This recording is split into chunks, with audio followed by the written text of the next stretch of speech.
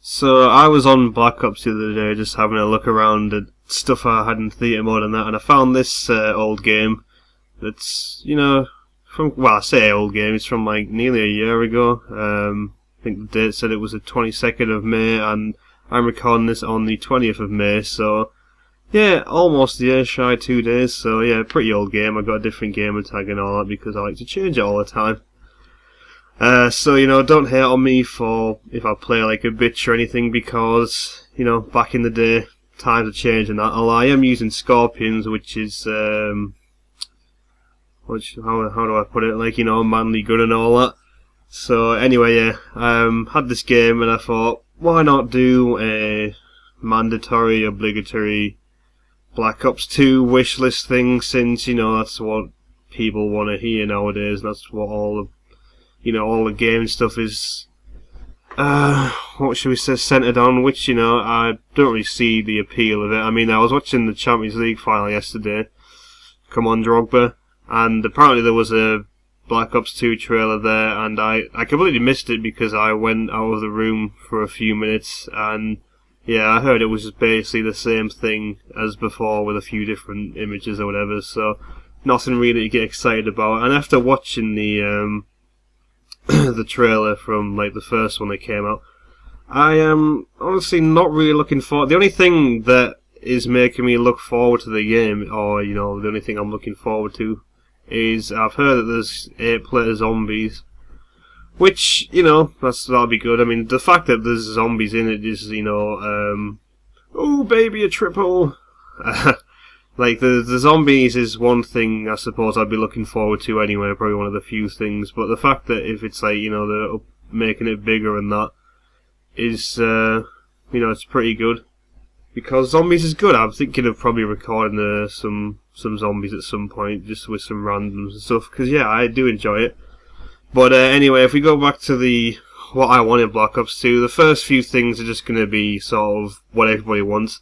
What I want better maps. Obviously, what is a good map, it's up for debate, but basically just look at some of the Modern Warfare 3 maps and some of the other ones. But like, Modern Warfare 3 has some terrible maps. Like, I don't want to just hate on Modern Warfare 3 because, for the sake of it, but that has some terrible maps. I think the only maps that I like on that game would be Bootleg, Lockdown is alright, and there is another one that I don't mind. Oh, Hard Hat. But I mean, they are not exactly great maps. They're not really up there with like this map here, Firing Range and Crash and stuff like that. And with the maps as well, get rid of these huge snowy maps. In fact, just get rid of snowy maps in general because they look awful. And the big ones like Array is a pile of shit. Derail. I was talking to my friend Graham the other week about this the other day, and I was saying to him how I think I played that game for a year, and I only had one game on Derail that ever got to the score limit on TDM because the map is too big for 6v6, and it's just boring as hell. And get rid of rainy maps like Underpass, Kowloon, Downpour, because rain means you can't see very well, and it also means you can't hear very well, especially Kowloon that has rain and it has bloody B-52 bombers flying over for some reason. It just really, really does not help with the game, especially when you've got, these stealth perks and, like, Modern Warfare 3, you've got horrible, horrible grey maps and everything blends in. It just does not help at all, so yeah, get rid of that. Speaking of colours as well, this game, like Black Ops, since it's going to be a Treyarch game, like, World at War was like a sort of not a very colourful game, but it wasn't like, I suppose I'm start contradicting myself, but it wasn't that bad compared to Black Ops in my opinion. I think it was better than Black Ops, but then again, it's, it's supposed to be World War II, it's supposed to be, you're in the trenches and it's all dirty and gritty and, it's like a real brutal war and that, so, you got the gore and stuff like that. But like Black Ops is just like the colour scheme on it is awful. Like I mean, if you look at the perks on it, you got your blue perk, your red perk, and your yellow perk. Well, in this game, you've got like a light blue perk, which looks kind of weird. You've got a green perk instead of a yellow perk, and you've got an orange perk instead of the red perk. I don't get it. Like and they got like, you know, the flags are supposed to be red and green, but they're orange and green, stuff like that. I need more red in the game. That's what I'm saying. But you know, just the color scheme is a bit weird. All the maps seem to be like brown and like well, yeah, a lot of them are brown, and like the snowy ones are just like, I don't know, they don't really look very nice as well. So yeah, get rid of the snow, get rid of these rainy maps, get rid of this horrible color scheme. Like Modern Warfare 3 has very grey maps, which is annoying, but then there is like colour dotted around. It's like people say, get maps like I don't want terminal, but I want, like, you know, terminal colour scheme. I want it really bright. I don't want people to blend in with stuff, and I just want the maps more colourful, because it really is just, it's probably the main reason I don't play Black Ops anymore, is because the game is so horrible to look at, which, you know, it's kind of stupid, but you know, it's just a personal thing that it just really annoys me.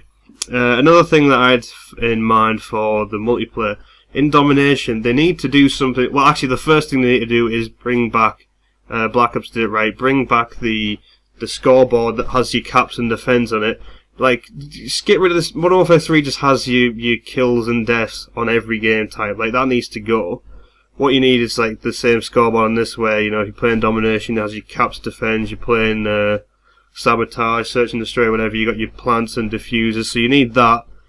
And I was thinking, for flag capping, keep the, what do you call it? Like, if you cap the flag the whole way, you get a point streak.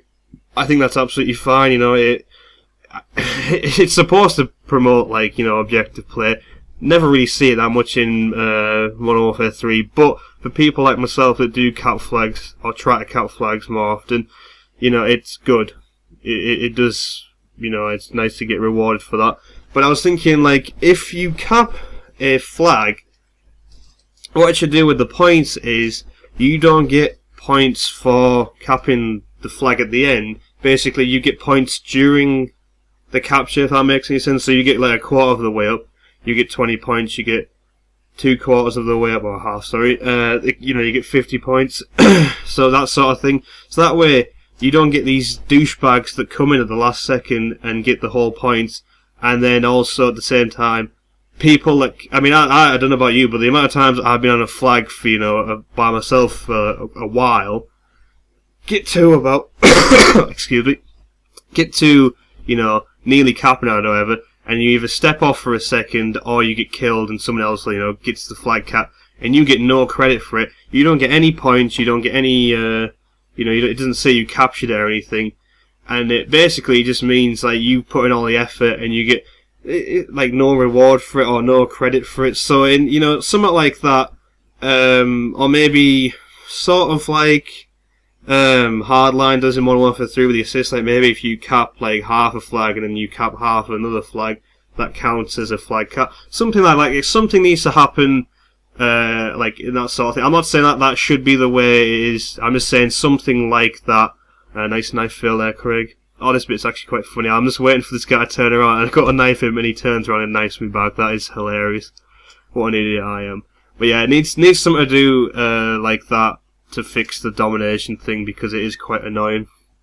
And I had another thing I was gonna say, but I can't remember now.